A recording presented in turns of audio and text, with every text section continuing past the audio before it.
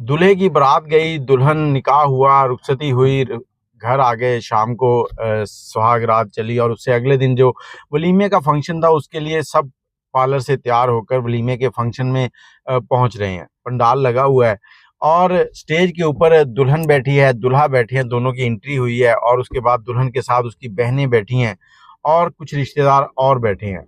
वलीमे के फंक्शन के अंदर दुल्हन की तरफ से भी कोई 35-40 मेहमान आए हुए थे। अब दुल्हन स्टेज पे बैठी है और अपने दूल्हे से बातें कर रही हैं। दोनों का मूड बड़ा खुशगवार है। इतनी ही देर में सामने से एक औरत हॉल के अंदर दाखिल होती है और वो दूल्हे की माँ होती है और वो थोड़ी-सी वज़नी होती है, मोटी होती है और उसका रंग जो होता है वो सांवला होता है। अब दुल्हन दूल्हे से कहती है कि देखो, तुम्हारी माँ जो है वो इस तरफ आ रही है और मैं चाहती हूँ कि तुम उसे स्टेज से नीचे ही रोक लो, वो स्टेज के ऊपर ना आए।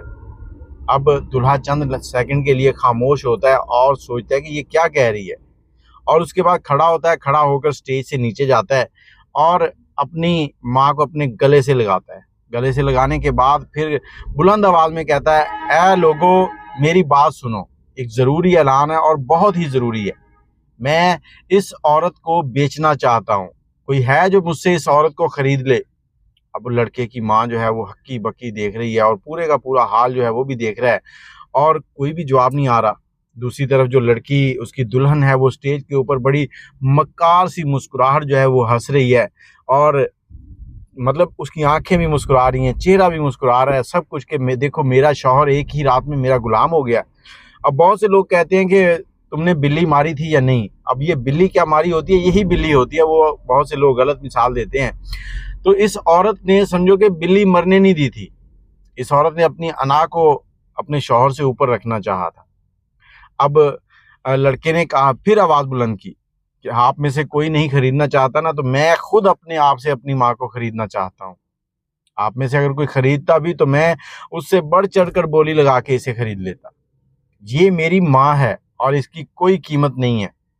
इसके लिए मैं अपनी जान भी दे सकता हूँ।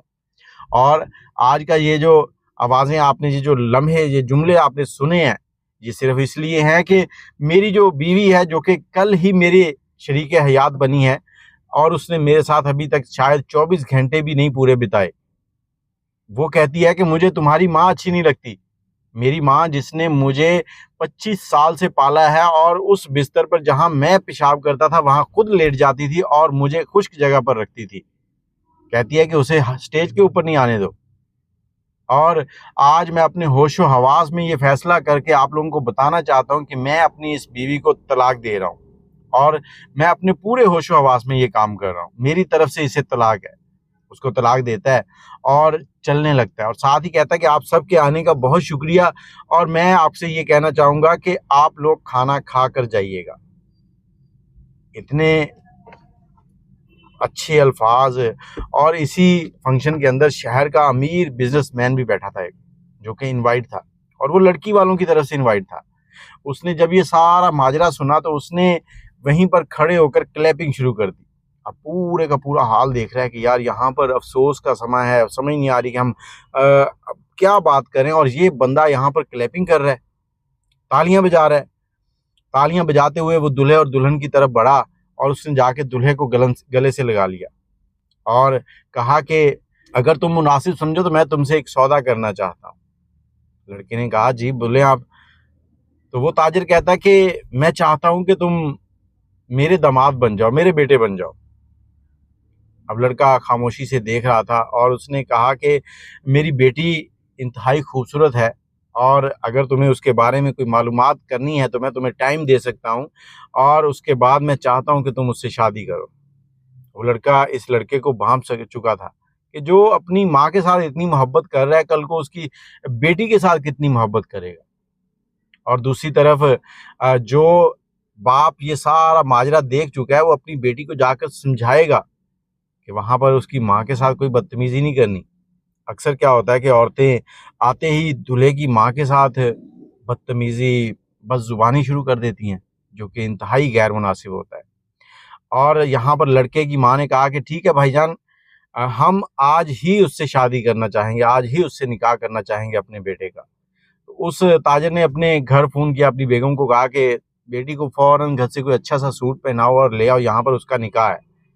अब वो लड़की को लेके आए वहाँ पर और उसका निकाह किया गया। उसके बाद ये वलीमा जो है उस लड़की के लिए रख दिया गया और वो अपनी नई ज़िंदगी अपनी ऐसी बीवी के साथ गुजारने के लिए तैयार था जिसे उसके शौहर के साथ उसके घर में रहने वाले लोगों से कोई एतराज़ नहीं था।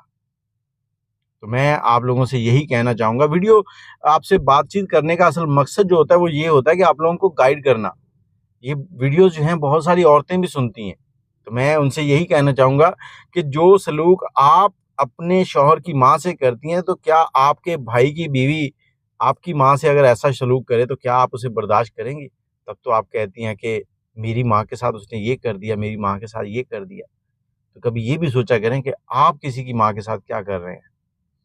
खुदारा ऐसा जुल्म करने से पहले हज़ार बार सोचा करें कि आपने भी कल को माँ बनना है, आपने भी कल को सास बनना है, आपके साथ भी ये सब कुछ हो जाएगा।